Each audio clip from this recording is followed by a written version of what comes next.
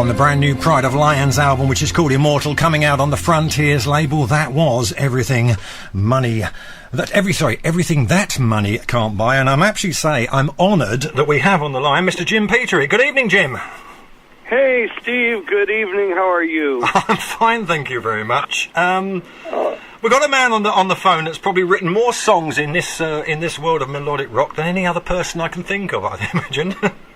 Oh, well, that's nice. I've enjoyed the ride so much. I've been very blessed to work with some of the best bands, some of the best lead singers, and I'm a lucky guy. What can I tell you? Talking about best lead singers, you found a really great guy in Toby Hitchcock, didn't you? Well, there you go. I mean, I was blessed with that. I mean, look, after working with Dave Bickler and Jimmy Jamison, that's a hard act to follow, yeah. And especially, I love Dave, but I worked with Jimmy on some of my very favorite songs. I Can't Hold Back, Search Is Over. I mean, that voice. And I was very honored to produce his Crossroads Moment album. But I'll tell you, finding someone new that isn't attached to a band. Yeah. And, when Frontiers approached me, Serafino said, I want you to put together a band. How about a supergroup? This was back in 2002. I said, no, I've had it with supergroups. I do that with, I want a real band. I want to find some unknown that we just voiced on the world and everybody goes, who the heck is that? Mm-hmm. And I found this 24-year-old at the time, now he's 34, Toby Hitchcock, and he came over to audition, and I taught him a thing called Love Is on the Rocks, which I slated for that first record, and he blew me away. I heard that voice coming through the monitors, and I heard shades of J-Mo, I heard shades of Dennis DeYoung, everybody in one voice. I said, you're in. And he's just continued to grow and expand, and I think on Immortal, on our new CD, he's the best he's ever been. Mm-hmm. Now, when you approach something like a Pride of Lions album, do you start with a clean slate and sort of head off in whichever direction it takes you? Well, Steve, that's a mystery. I like to be a certain magical element to it. I don't do as much thinking as I do feeling.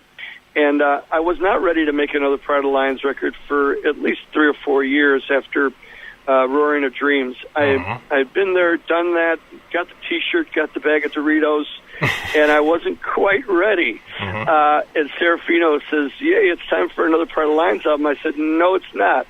I need to get my juices back flowing. And fortunately, Toby, it was time for him to make a solo record, which came out wonderfully. I was not involved with that. But, of course, I blessed it because I figured what's good for Toby ultimately good for Pride of Lions. And that proved true. It gave him even more credibility. But his record came out, and then I got the impetus to really start cracking down. Then I felt like writing a new Pride of Lions record.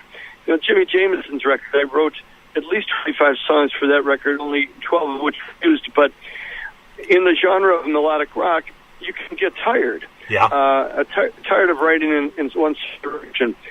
So it took me a while to get my juices back flowing. That said, I felt the most focused I ever have writing material for Immortal. The very first song I wrote, it's called Coin of the Realm. I wrote that on the road, guesting with a band called the Fabulous Armadillos in Minneapolis. Right. And I'm in the green room, and I was just, Fergie was there and all these great artists. I just felt the magic.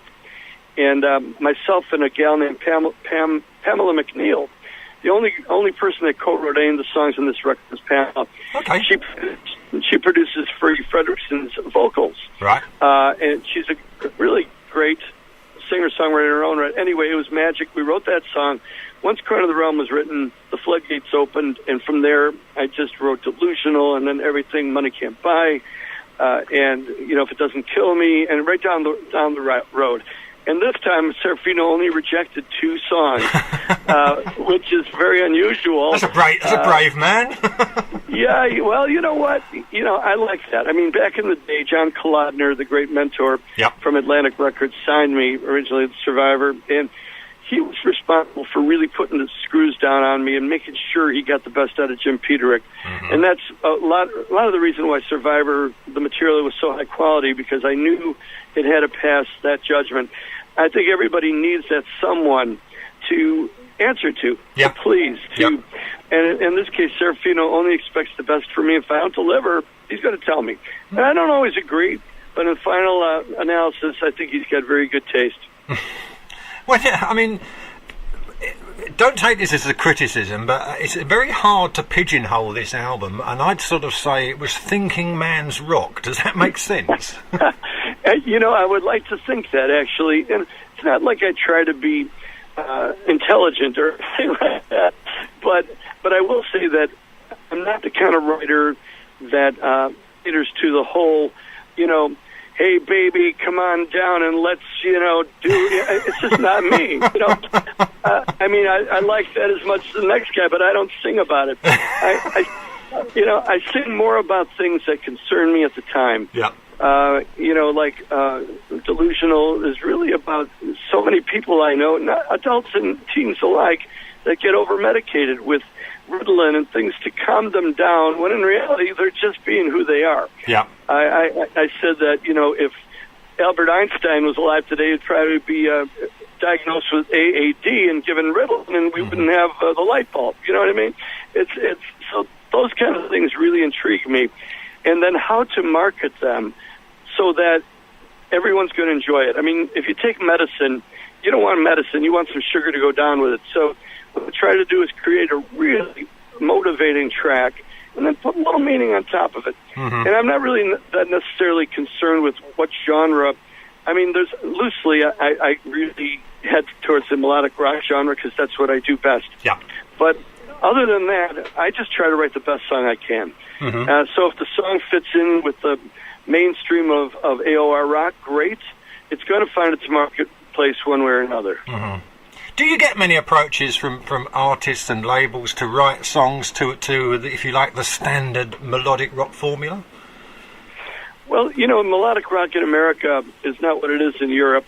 But what's cool is that a lot of these young bands really revere the 80s. Yep. And they're calling me all the time to say they want some of that. They want some of that melodic wisdom that we had in the 80s.